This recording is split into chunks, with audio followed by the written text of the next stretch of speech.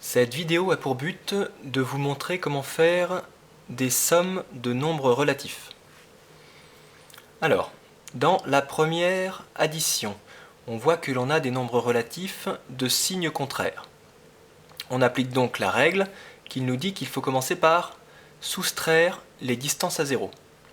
11 moins 9 nous donne le résultat 2. La règle dit ensuite qu'il faut prendre le signe du nombre qui a la plus grande distance à 0.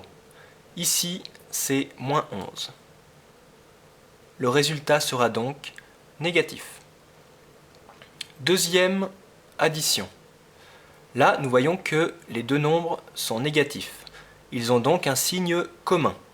La règle nous dit que lorsque l'on a des nombres relatifs ayant un signe commun, on additionne leur distance à 0.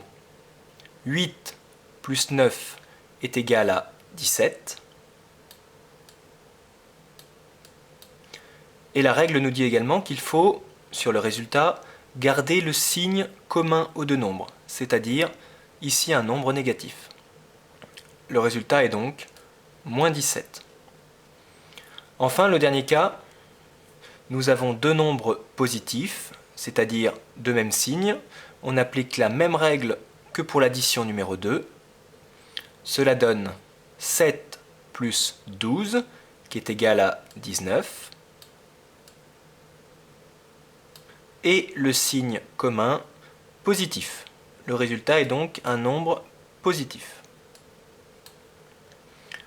Voilà pour les exemples et les différents cas.